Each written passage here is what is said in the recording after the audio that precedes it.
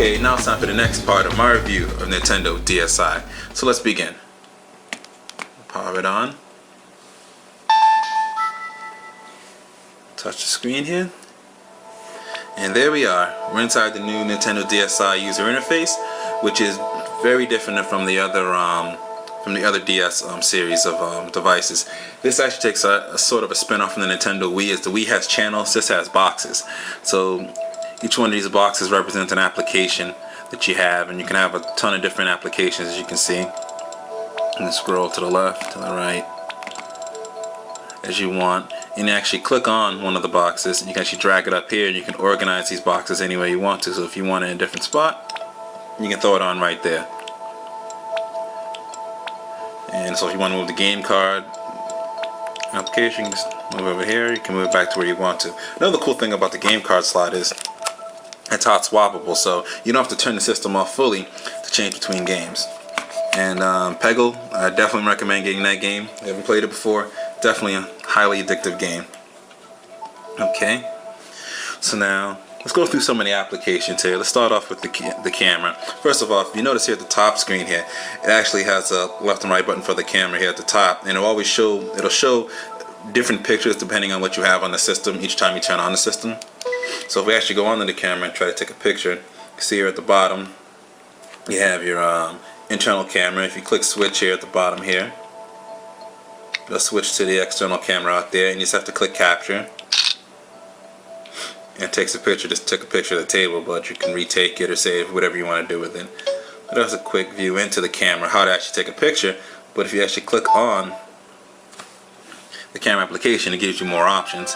So you actually click on the camera application on the side there. It gives you more options to do different things, how you want to take the picture. You want to take it distorted, and which lens you want to choose it from. As you can choose from different lenses, and which camera you want to take that particular different lens from. So that's a cool thing about the camera. And once you've actually taken the picture, between you either save it on your system or your SD card, you can actually do some quick cool edits here. So we'll choose this picture here. You can zoom in, you can zoom out, go back. We can actually edit that image. So we want to do fun things. You want to distort it. You want to change it, choose color pad, choose a different color. Whatever you want to do there. And you can actually save it to the card, and you can upload it to your system if you want. Upload it to your computer if you want to as well. So those are a few different things with the camera application there. But there's definitely a lot more things you can do into it. It's really cool. So definitely, if you're into taking pictures and you want to go around, you can dig through that, and it definitely gives you a lot of options. The DS download play, that's pretty much self-explanatory from the original DS. The music, the DSi sound, this is pretty cool here.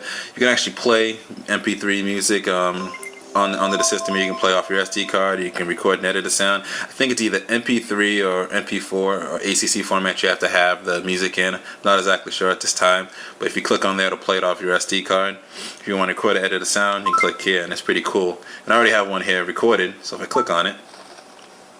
This is BWOne from BWOne.com, reminding you to live your tech world in high definition. And you have different options you can edit from. This is BWOne from BWOne.com, reminding you to live your tech world in high definition. Speed it up, slow it down, the deep voice. Reminding you to live your tech world in high definition. And you can actually save whatever setting you want to use, and you can any setting that you can use, and you can actually overwrite what you currently have. You can save it as well. So that's one way to edit the sound. You can also edit it here through different sounds, presets. This is BWOne from BWOne.com, reminding you to live your tech. And that's a quick view of sort of the music application there. So you can do some really cool things with the music if you want to. We'll click exit, and we'll turn to the DSi menu.